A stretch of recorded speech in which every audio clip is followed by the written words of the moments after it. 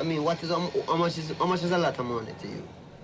To many people, Bob Marley was just the king of reggae, but to others, he was a revolutionary, a poet, and a soul deeply committed to love and justice. Many people enjoyed the melodies that his music created, but very few knew the man behind the inspiring songs. For many years, the people closest to him remained silent on several topics, as they wanted to protect some significant memories that the public was never meant to know. One such person is Bob's longtime manager, Don Taylor. Now, at 74, he has spoken up. What did he say about Bob? Let's find out. Who was Bob Marley, a fast-track icon? Robert Nesta Marley, popularly known as Bob Marley, was born on the 6th of February, 1945 in 9 Mile, which most people always refer to as the mountainous village in St. Ann Parish, Jamaica. His mother was a teenage woman named Cedella Booker, and his father was Norval Sinclair Marley. During his early years, Bob's father was mostly absent, but this did not stop his early years in 9 Mile from being deeply rooted in rural Jamaican life. When Bob was 12, he moved to Trenchtown in Kingston. This town, which the locals sometimes called Motown of Jamaica, was an impoverished neighborhood. However, it was in this neighborhood that he became extremely close to his friends Peter Tosh and Bunny Wailer. Together, they set out to become part of a vibrant music scene that blended ska, rocksteady rhythm, and blues and folk. The genre of music that they chose began planting the seeds that soon evolved into reggae. The trio was so good that in 1963, they formed their group that soon became the Wailers, and they even released their debut album, The Wailing Wailers, in 1965. This debut album was exceptionally good, and the people appreciate it greatly, thereby helping the trio slowly gain a following. During the late 60s, Bob's life took a spiritual turn, influenced by his grandfather's Rastafari beliefs. This spiritual turn was also deeply inspired by the 1966 visit of Haile Selassie to Jamaica. This was all it took for Bob to embrace Rastafarianism, and he also adopted dreadlocks, spiritual hard substance use, and fervent devotion to Jah, God. Just like that, Rastafari became the backbone of Bob's world. He loved it so much that he even began to incorporate the same theme into his music, which he had always used to convey messages of unity, resistance, and liberation. However, on the 4th of November 1980, Bob converted to Ethiopian Orthodox Christianity and took the name Berhane Selassie. Bob started his recognition in 1972 when he partnered with Chris Blackwell and Island Records. The albums he released not only made him a voice of popular music, but also earned him a reputation as a cultural phenomenon championing social revolution. When the late 70s arrived, Bob had grown significantly, becoming a worldwide celebrity and a political figure. He did something extremely significant in the 70s that stuck with many people for a long time. In December 1976, there was an assassination attempt that happened shortly before the Smile Jamaica concert. Even when he was wounded, Bob still managed to perform, and he later toured in exile, where he also recorded the seminal album Exodus in London.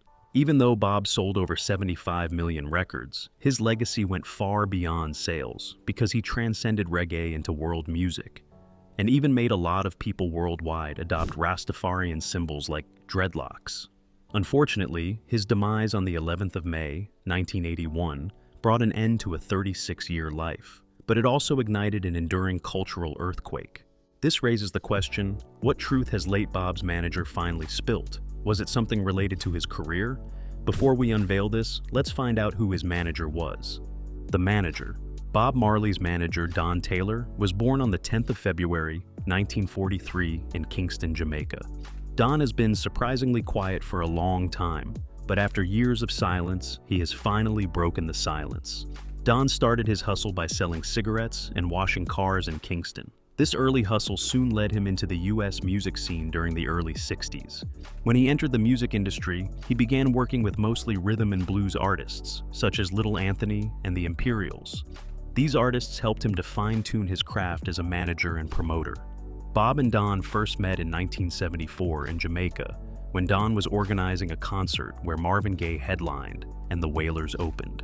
Don did such a good job that Bob was truly impressed. So much so, that when Island Records sought someone to manage his growing global career, the only person he could think of was Don Taylor. This job contract was the beginning of a very intense partnership, from 1974 to about 1979. While working with Bob, Don had multiple roles. He was responsible for negotiating recording deals, coordinating tours, and managing logistics, and also served as Bob's strategic confidant. From the time Don spent in the US industry, he was able to gather the experience he needed to properly help Bob transition from being a local hero to an international icon. Don was in charge of organizing the Wailers' tours and managing his finances. He even liaised with Island's Chris Blackwell, while still working relentlessly behind the scenes, just to protect Bob's artistic and commercial integrity. Don was more than a manager to Bob, especially since he was there during his very critical personal moments. A good example took place on the 3rd of December, 1976, when masked gunmen stormed into Marley's Hope Road home. During that raid, Bob, Rita, Taylor, and band employee Louis Griffiths were all wounded. Don was there for him at this critical point, and he was the strength that Bob needed to still go on and play at the Smile Jamaica concert just 2 days later. Don's relationship with Bob was not all roses. It also came with its thorns, as they had numerous raw and personal confrontations. For example, in 1980, the duo experienced a huge financial dispute in Gabon. It was so bad that Bob even allegedly physically mistreated Bob. This altercation highlighted tension and led to Bob's dismissal that year. This dispute may have led to the end of this beautiful working relationship, but it was obvious that Don still held Bob in such high esteem. The duo finally parted ways in 1980, and Don continued working in music. He went on to manage artists such as Jimmy Cliff and Gregory Isaacs, among others. This was proof of his lasting influence in reggae's golden age. Behind the scenes of fame. In April 1973, Catch a Fire dropped, and most people believe that this is what truly exploded Bob Marley and the Wailers onto the global stage. At the time the album was released, it was more than just an album. It was a reggae battle cry. The album, which was a sensation to many, was recorded at Harry J Studio and later polished in London under the guidance of Chris Blackwell and Island Records. This album made Bob move from being a local hero to an international legend. One of his tracks that was particularly well received was Stir It Up, which was mostly due to Bob's ability to convey his roots, relief, and even rebellion to the audience through it. This masterpiece gave the Wailers the launch that they also needed to start touring Europe for the very first time. They did everything they had ever dreamed of in Europe. They started by playing at intimate clubs in Low and Amsterdam, and by 1975, they had toured into North America. Everyone looked forward to their show because it was more than just simple entertainment. It was a spiritual uplift. This tour gave the Wailers the boost that they needed to be able to do more, and in 1975, they released Rastaman Vibration. Rastaman Vibration resonated so much with the audience that it even helped them reach number 8 on the US Billboard 200. The person who worked behind the scenes to make this success possible was Don Taylor. To them, he was not just a lightning rod, he was also a safety net. He was extremely good at handling logistics, smoothing label tensions, and doing everything in his power to keep the band together. Throughout this time, Bob was busy preparing spiritually. Later, Don talked to the people about the pre-show ritual that Bob had. It included lighting a joint with his Rastafari companions and reciting a set of personal pre-show mantras. From a distance, the whole process appeared to be a blend of incense, prayer, and meditation. But up close, all these elements were done with a single intention: to help Bob protect his voice and mind. Unfortunately, this mantra did not stop the pressure that came with being a superstar from being extremely real. Bob and Don would mostly embark on midnight flights, with endless arenas and label deadlines weighing heavily on them. Don once said that during one of their late-night recording sessions, Bob just rolled a spliff, closed his eyes, then bam, he exploded into song. Being able to create a masterpiece on the point was one of the things that made Bob Marley to be so unique. The band also had its tension and dispute, but despite it all, charisma endured. Don once recalled that Bob would sometimes sit quietly as he dreaded fame's glare, and then he would brush his hair aside, stride out to chant, "Emancipate yourselves from mental slavery." The 1976 attempted assassination. Bob Marley's career and Jamaica's nature were greatly threatened on the night of December 3, 1976. This incident happened just 2 days before the Smile Jamaica concert. As of then, the Smile Jamaica concert was one of the most anticipated political peacemaking events. and it was usually organized by the Prime Minister, as when this was to happen, the Prime Minister was none other than Michael Manley. On that fateful night, some gunmen stormed into Bob's home at 56 Hope Road in Kingston, taking everyone that was in the house unaware. The gunmen arrived with shouting, bullets, and chaos, and they came when the family and friends of Bob were busy rehearsing and unaware of what was happening. Before anyone could react, 7 gunmen had burst in, and immediately Bob, Rita, Don, Lewis Griffiths, their percussionist, and a few other band members were struck. Unfortunately, Rita was shot in the head, while Don was shot in the legs and torso. Bob, on the other hand, was shot in the chest and arm. Louis was also shot in the torso. After this incident, almost everyone began to wonder what could have been the reason for this assassination, and the answer was really simple. The motive for this attack was purely political. Back then, Bob was seen as being aligned with Manley's PNP, and this stance was greatly unwelcome by the loyal members of the rival JLP group. After that incident, Don came out as the hero. This is because, according to his memoir, Marley and Me, Don blocked bullets that were meant for Bob, and even took 6 shots in his torso. However, he later corrected that he took 5 shots instead of 6. It is important to note, however, that as of the time this incident took place, Don was holding grapefruit in his hand, and he was preparing to snack on them when the bullets shattered his calm. This led people to argue that Bob's reflexes were what truly saved his life, not necessarily because Don wanted to do what he did. However, despite all that happened, Don still managed to get Bob, Rita, and Louis to the hospital. Despite being injured, Bob refused to cancel Smile Jamaica and was determined to perform. However, Don was badly injured, and he required an emergency spine surgery in Miami.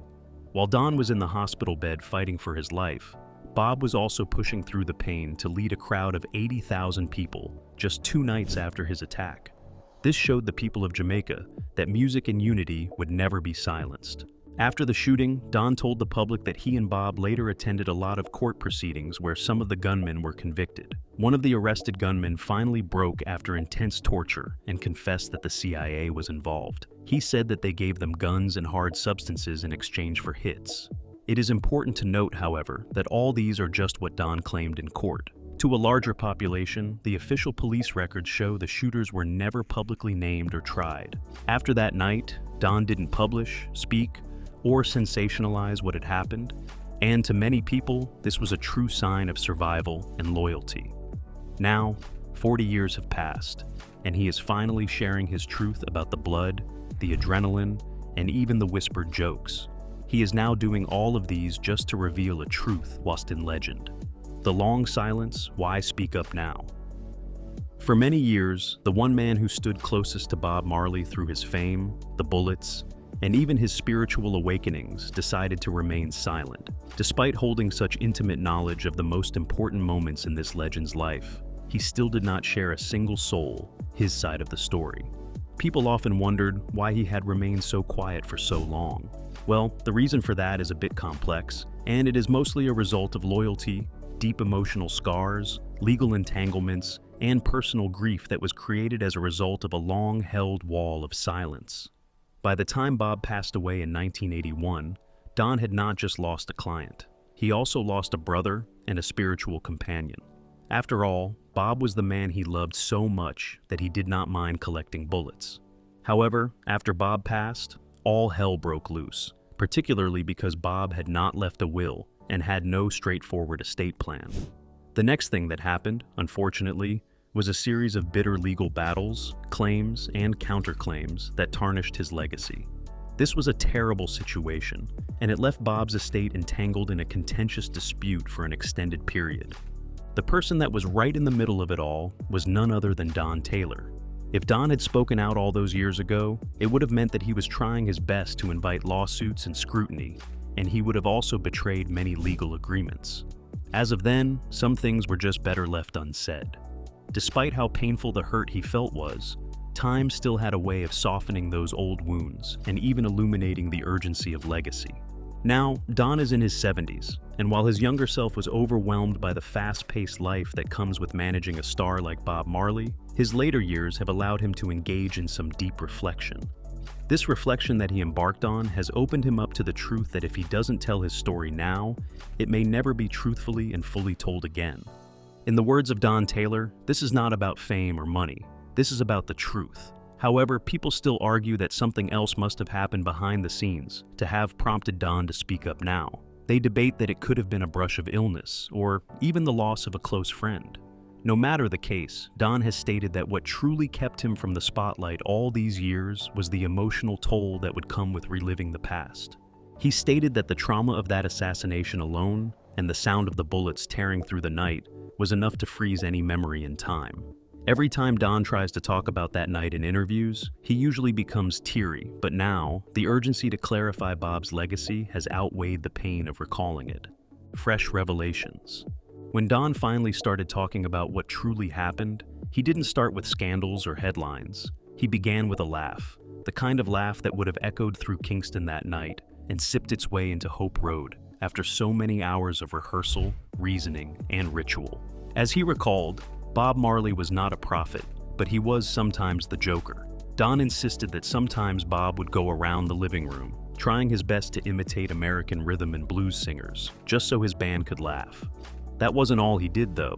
Sometimes he would even light a spliff, lean back, and mumble a half-finished lyric, which would later become a national anthem. Don insists that these were the parts of his life that were kept far away from the media reach.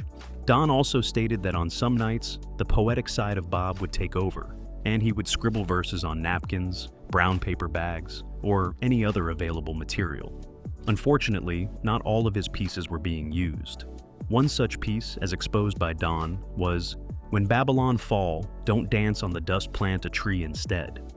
Taylor also said that most times, he would meet Bob sitting cross-legged on a studio couch, with his eyes closed, while he whispered lyrics that spoke of justice and love for meditation, but not for recording. One of the things that truly surprised most people who listened to Don that day was how humble Bob was. He was a star in public, but when he went off stage, he was a deeply grounded man. Don said that Bob would most times greet janitors at every hotel they visited, share food with his local drivers, and even engage in fun conversations with street children for hours. Indeed, the man never lost touch with his roots. Don spoke joyfully about one incident that took place in New York when Bob noticed a hungry-looking homeless man outside the venue, and he insisted that that man should be invited backstage for a plate of food or he won't perform. This made people know that Bob respected everyone, and he never considered anyone as being small. Even when Bob was one of the nicest people to walk the face of the earth, there was also a fire to him. For starters, he had extremely strong convictions, and he was never quiet about them. Most of the time, he would argue with important record executives over anything, be it the mixing of an album or the way fans were treated. Whenever he was in the studio, he was relentless. Bob didn't care if it was 3 in the morning. If the track he was recording just didn't feel right to him, he wouldn't hesitate to scrap it off and start afresh. To him, every single beat had to mean something, because music was not just a sound, it was a message, and his message was widely received and appreciated. Another revelation about Bob that was truly moving to the public was that of his casual jam sessions, where he recorded songs that the world never got to hear. According to Don, the melodies of those sessions were so sensational that they sometimes still echo in his mind. He stated that the lyrics of those songs were extremely raw, and they were also vulnerable expressions of a man grappling with fame, purpose, and mortality. Marley the man, not the myth. To date, Bob Marley is still celebrated as a reggae deity, an immortal icon. However, people who truly knew him, even when he was off stage, can boldly say that behind his dreadlocks and soaring anthems lay a man deeply rooted in compassion, humor, and profound humility. The recent revelations that Don has shared have given people the opportunity to see Bob not just as a global star, but as a human being. People can see that this legend never faked his compassion to boost his image. His compassion was an innate part of him. Don speaks passionately about the nights when they would stroll down Hope Road, and Bob, even after an exhausting show, would still go to the perimeter of the property just to speak to the locals and have children perched on his shoulders. To Bob, his fans were never less than. He didn't only sing about one love, he practiced it. Despite having attained the highest level of superstardom, he remained remarkably humble. Don spoke about how Bob would not go for dinner unless the band and all his crew had eaten. After they had eaten, if there were any leftovers, he would personally wrap them up and send them to a local Jamaican family. This act showed how much he valued a give-back culture. Bob always made an effort to greet his backstage staff by name, and he even remembered their children's stories so that they wouldn't feel neglected and unloved. Bob was not only a good father, but also a caring leader.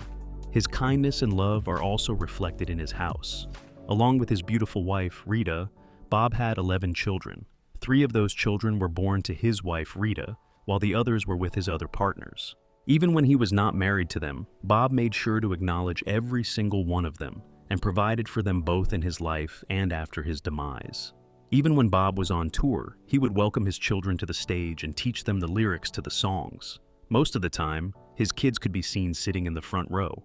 Bob showered his love to everyone around him and cared for them, even when they were ill. For example, in 1979, when Alvin Seco Patterson fell ill, Bob personally used the influence that he had to secure treatment for him, and also made it a habit to visit him every day in his dressing room. Later, Seco thanked him publicly for helping him return to life. In addition to being a kind man, Bob was also a man who carried a lot of expectations. According to Don, one late night, Bob confided in him that he sometimes fears he is just a voice echoing what others want to hear, rather than what they need to hear. He said that sometimes he'd see Bob wandering the hotel balconies and staring at the city lights, wondering if his art truly served the people or if he'd become commodified. The manager's final words on legacy. When Don Taylor brought his narrative to a close, he stressed that his message should go beyond mere reminiscence. He insisted that he wished to place Bob Marley's legacy within a living framework. According to Don, he wishes that Bob's legacy would be remembered as one that endured through many difficult times, because his music spoke to the universal truth, especially during a time when people sought a means of identification. Don spoke about how Bob's songs were not just a sound to vibe to, but how the legend poured his heart and soul into all his music, making them a blend of universal spirituality and political urgency. Bob was very particular about sending a message with his songs, ensuring that all his songs shared a unified theme of calling for unity and resistance. Don also made the public aware that Bob's Rastafari faith was not just a religious style, but an ethical substance. This can be seen in his anthem, Redemption Song, which emerged from his final 1980 album, Uprising. In this song, he borrowed lines from Marcus Garvey and spoke directly about how he wished for people to be free from mental slavery. This song is mostly remembered for its soulful simplicity, but after Don spoke about it, people could also see the urgency and reverence that the song conveyed. For this reason, it remains as culturally poignant now as it was 44 years ago. Don also reminded us all of how Bob's music had a healing power on a generation. When Bob's music came out, the world was a fractured society, suffering from Cold War tensions, racial divisions, and economic strife. But Bob's music helped many people find solace. It gave people a home, a safe place that they could run to and not feel the negative emotions that the world was battling with. It gave people an outlet to express their feelings more effectively. His music was not just a sound to many people. It was their way of escaping from a world that wanted only to destroy them and put so much pressure on them that they felt overwhelmed and cracked. However, because of Bob, that didn't happen. Bob organized numerous global movements, and all of these movements advocated for peace and unity, even without preaching a message. He was able to use songs to bridge many cultural, national, and even generational gaps. Bob was so good that even sociological studies credit his work with increasing awareness of Rastafari values and Jamaican culture abroad. Bob's music is still relevant today. According to Don, he has heard numerous recounts of war from protest speakers and rallies, and the sad part is that this will continue for a long time, and the world constantly needs to be reminded of the peace and unity that Bob Marley sang about all those years ago. In Don's words, "It's astonishing that a voice silenced by cancer in 1981 speaks again on climate justice platforms, racial equality marches, and global solidarity campaigns." Indeed, the music that Bob sang so passionately still moves hearts and inspires people to take action. Don hopes that Bob's songs will continue to be used by many people as a balm. He insists that Bob would have wanted his songs to serve as a medium for healing, not just evoke nostalgic feelings. He wishes that people in divided nations could listen to it and feel a sense of love and unity. Don urges the general public to listen with rapt intent to the messages behind Bob's songs. He urges them to listen, learn the history, and understand the context of his music. The final words he spoke emphasized the importance of taking responsibility and recognizing that Bob's voice represents unity, peace, and love, if only we would listen attentively. In our shattered world, Don believes that Bob's songs are an invitation to turn music into a movement, making one's love a collective action. So, what do you think? Do you believe that Don's voice has gone a long way in answering many questions about Bob's legacy, or has it just raised more questions? Let us know your thoughts in the comments. If you enjoyed this video, like, share, and subscribe to this channel. Before you go, watch the other videos on your screen.